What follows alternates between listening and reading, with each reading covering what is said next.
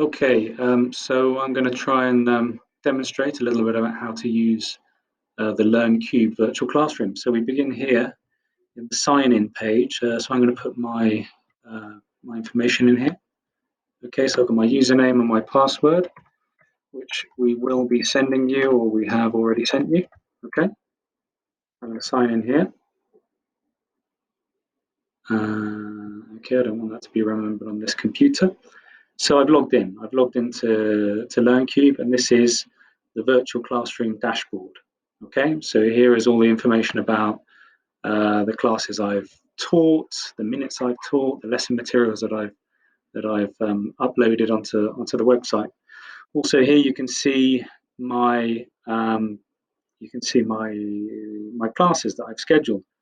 So there's one which is today for 5:45. Another one for tomorrow, Wednesday the 11th at 2 o'clock. So I've got two scheduled classes here. I've also got past classes on this next tab. So these are classes that I've done in the past, okay? I'm going back to upcoming classes because that's what really interests me. Here is where I create a class. I'm going to create a class now by tapping on the Create Class button. And it's going to create a new classroom for me, which my students can enter into. So here I am, class is created. So the class is created. It's this one here at the top, because chronologically it's the one that's closest to us at the moment. So that's scheduled for now. I can edit that. So if I press this edit button, I can change the time. I can change the date. Yeah, change it for tomorrow. I'm going to stick for today because I want it to be now. I can change the time. I can make it 5 o'clock. Okay, very easy. Okay, but I'm going to keep it again for now because I want to use this classroom to demonstrate how we use it. So that's done. Duration 60 minutes. So I can make that into a 90-minute class if my class is 90 minutes. So let's do that, and I'm going to save that information. Actually, it's going to take us back here.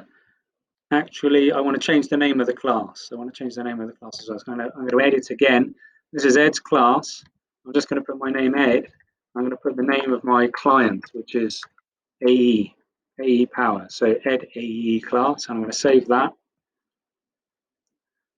So the advantage of naming the class is that, as you can see here, Ed AEE class. So when my students come in and they're looking for the right class to enter, because they'll see all the classes that are piled up on this page, they can see it's AEE and not Eneco and not Renfe, AE class. So that's my class. That's the class I'm going to enter into. I enter into the class. And this is there are only two pages we have to look at here. One is the dashboard, which we've been to, and one is the classroom. So now we're going through all the tests that the computer does to make sure that the equipment is up to date and the camera and the microphone are okay. And then there are some further tests. So we have to come down here. Now I can see my face. So I know that the camera is working, so I can check the camera working box. The microphone's working because I can see the little bars on the microphone test bar going up, so I check that. I click on test sound. I can hear a sound, so I can check that as well, which allows me to enter class. I have to tap on enter class, and I'm in my classroom. Okay. What happens when my students come into the classroom is that they'll appear underneath my picture here on the left. Okay. So what have we got here? We've got something which is like a video conferencing tool, but it also has a whiteboard. So we can talk to each other, we can see each other.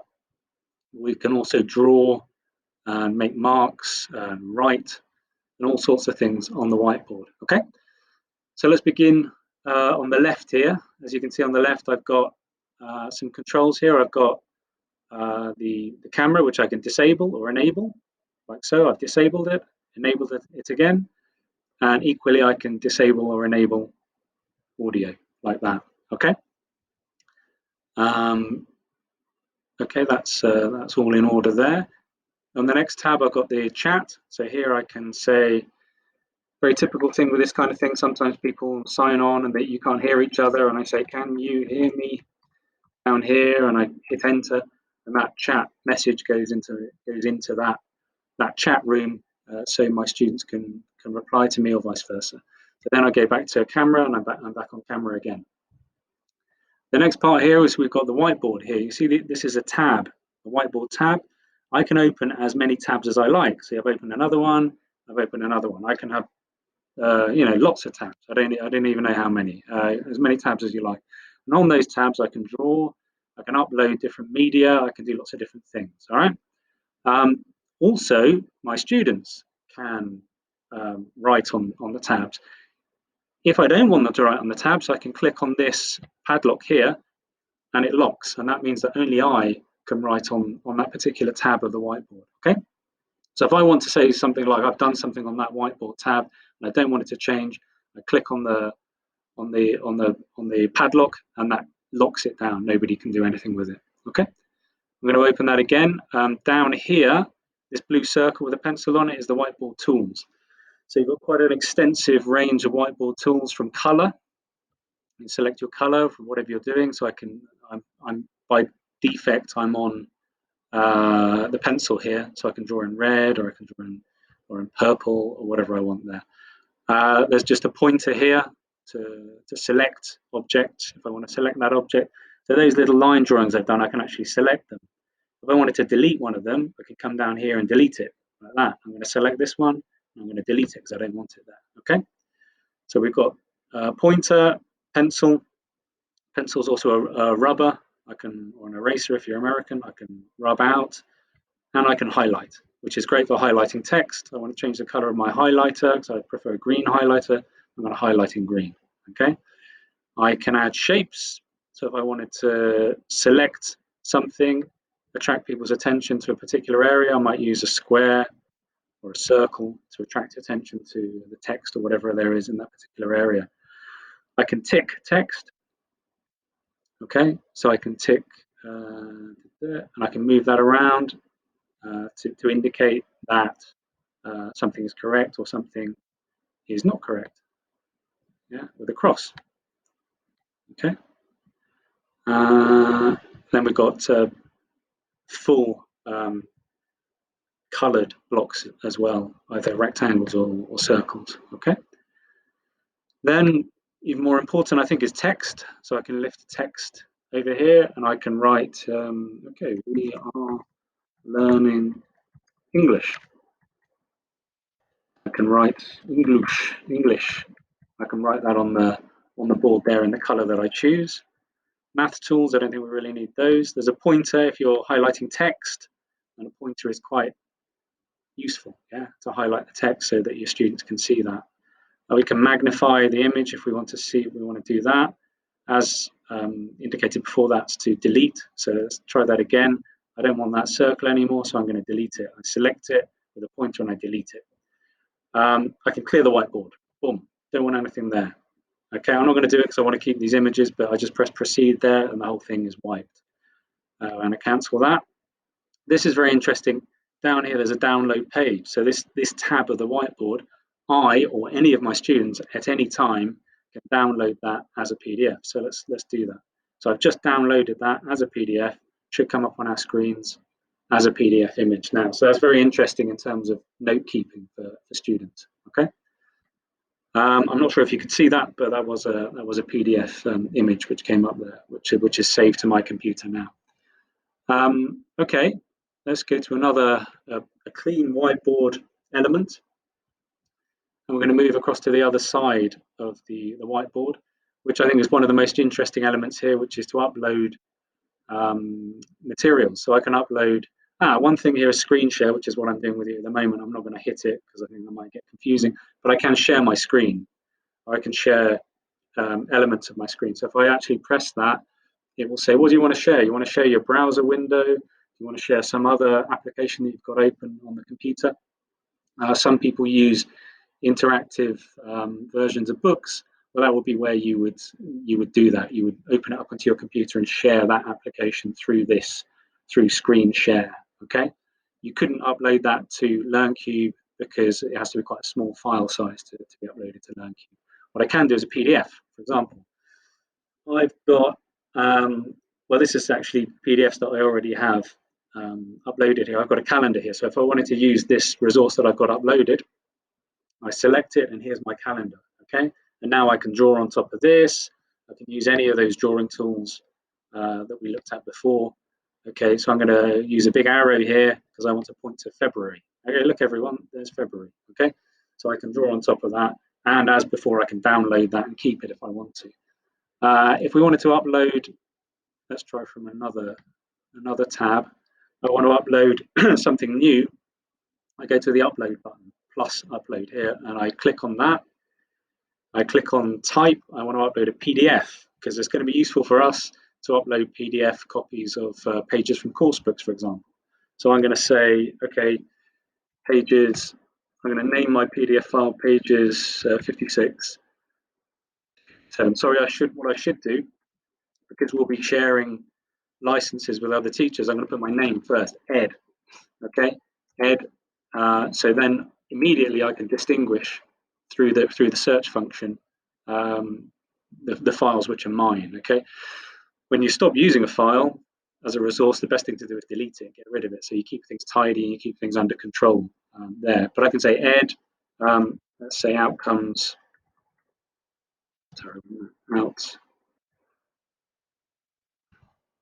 outcomes pre pages, whatever. Okay, so that's the name of my file. I'm going to upload the file, so I've got to find it. So I've got this saved to a pen drive, I think. Where is this? This is in Learncube. There's my file. It's not very heavy. If you look here, you can see it's only 4 megabytes. So the platform can handle that quite easily. So I'm going to upload that, and you can see that loading there. Okay. As soon as that loads, it's important to scroll down. Okay. You can fill in this information if you want.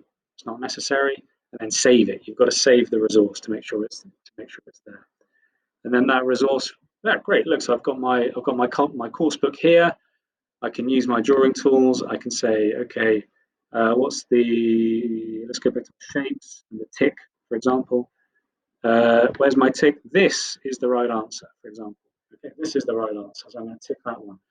I need to highlight something. I want to highlight something, so I go to my drawing tool here, to my highlighter. I'm really interested. Oh, no, I've rubbed something out. That's not good. So what can I do there? I can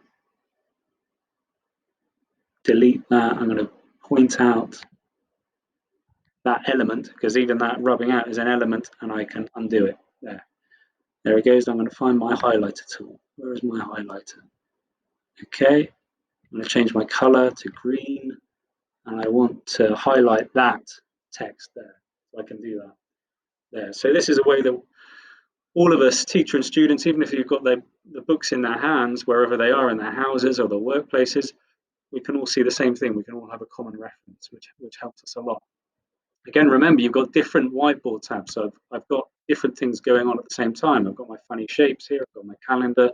I've got my book here. So we've got lots and lots of, in many ways, that's better than a classroom. We've got as many whiteboards as we want to write on. The second button down here is Teaching Toolbox. To be honest, I think this is a work in progress about looking up definitions of words or conjugations of verbs, things like that. Not terribly useful, but you can have a look at that if you like. Here's settings. So something I haven't done, which I should do, is start the class. I can do that up here, or I can do that here. So when I enter the class, I should start the class. Then my students can come in. If I don't start the class, then they're probably not going to be able to come into the classroom. Okay. Peer-to-peer is okay. That's fine. Okay, that's a number of students I can have on there on peer-to-peer. If I go to standard group, I think that's going to change their number. I don't want to do that right now because it might disrupt what we're looking at. But generally, peer-to-peer is okay for small groups. Color, okay, so all of this is basic technical information about what's going on here. So we don't have to worry too much about that. This is events, things that have happened, uploads or problems, things like that. And this is a way to access past classes. So I can access material from past classes, and we can have a look at that. So that's a way of saying, oh, you remember what we did in this class in the past? You can open up a past class and have a look at it. There is also a way of sending past class materials to students through email, but also at the end of the class, the student can review what you've looked at in a class and see it again. Okay, so they have access to that. Okay, let's put that back down there. Basically, what we've got here now is, let's come back here, the top part. So the top menu here is different views. Okay, so we're on the standard class view at the moment, but if we just wanted conversation mode, might be quite good for a one-to-one class or a conversation element in the class where it's more about, you know, the face and maybe the class chat on the other side. So this is much more about straight communication. Okay, we can have whiteboard only. So if we just want to focus on, okay, I really want you to focus on the book. You can still hear me, but we're focusing on the book now, so the screen is dominated by what we can see on the book. So we've got that. We can go full screen, and we can turn it into an audio only class by switching off the camera. Okay, let's go back to standard class. I think is basically the main one there. We can change the interface language. This is British English at the moment. I can change that to all sorts of different languages if I want to. Again, this is the status button. So if I wanted to end the class, I press end class, and then I leave. Then I leave the class. I can leave the class while the class is in process. Okay, I'll do that. I'm going to leave. Yes, I'm going to leave an ongoing class.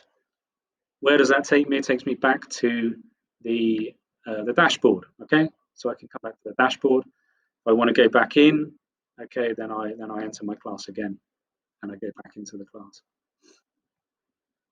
So I can basically toggle back between those two positions quite easily. All right.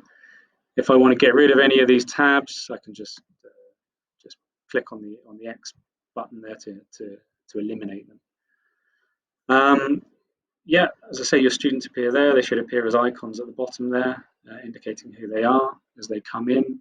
That's pretty much it, really. I mean, it's you know, the idea we chose this because we think it's quite simple to use. It's quite simple to set up a class. Simple for the students. All they have to do is follow a link to get in. Okay, so you can use this in a very basic way. You can use it in a way which you're accustomed to using with Skype or Google Hangouts or anything like that by using the share screen function. But I do think that it's a great idea to use uploading the resources, whether it's PDFs, whether it's audio, whether it's YouTube links. You know, we've got lots of possibilities. I can go to YouTube, say I want to upload a new resource. What's the type of that resource? I want to upload a YouTube link. Then I put the link in here, and I can view the video through the whiteboard. Okay, so I've got a lot more control over that environment. The other way of doing that is just, I'm going to cancel this. If you don't want to do anything, just cancel it here, and it takes you back. If I don't want to do that, I can share my screen, which is the typical Skype thing or Google Hangouts thing. But I think this is really part of the added value. And of course, then you can download as a PDF your class notes or whatever you've done on that whiteboard. Okay. Lastly, let's go back out again because we need to talk about how we invite our students and how they come into the classroom. So if I go back here, I'm gonna end the class. All right, I'm going to end the class. I'm saying that's enough. After I've ended the class, I'm going to leave the class. And this takes me to some feedback. Gives a brief summary of what was taught in this class. We're not going to worry about this because we do that in Ateneo. We're still doing that in Ateneo, so we're not going to do it twice. I can rate this technical performance. I thought, I go 5-star, okay? And I can send that feedback. That's fine. I'm happy with that. And that takes me back to the dashboard. Now, the thing I want to end on here is talking about the dashboard, where we need to send our students links to get into our classes. There are two ways of doing that. One is using student links for each class. We can do that. We can send them those links, and they will go straight into the class. So it has that advantage. But the disadvantage is we have to send them a different link for every single class, which logistically is not really feasible. You know, we can't really do that. Down here, we have the public link. Now, the public link will take your student to the the equivalent of what we're looking at now. This is the teacher's view, but the student's view will be quite similar. They'll see this big list of all the classes which are pending, whether they're my classes or my colleagues' classes, other teachers' classes. That's why it's important to put your name on your class and the company. So your student, when they go there, they can see, hey, it's Ed's class, it's AE, that's my company. It's on the right day and it's at the right time, so that's pretty definitely my class, so I'm going to go into that class. Okay, so what we're going to be doing is either sending the client the links, this link, this public link, which never changes, it's always the same for all of your classes, okay? So you can communicate that link to them, we can communicate it to the client, however they get hold of that link. The important thing is they have it. Once they have it they have it forever, and they can just click on that and go into it.